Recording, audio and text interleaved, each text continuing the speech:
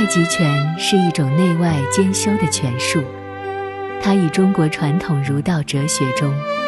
的太极阴阳辩证理念为核心。48式太极拳是国家体委在1956年组织专家编定的简化太极拳套路，它由48个动作组成，动作缓慢柔和，圆活连贯，轻灵沉着，刚柔相济。学习太极拳可以修身养性，增强体质，提高免疫力，还能陶冶情操，调节情绪，改善睡眠，降低血压。每天坚持练习太极拳，对中老年朋友来说，不仅能够强身健体，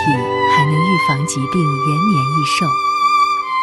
关注我们，一起学习太极拳。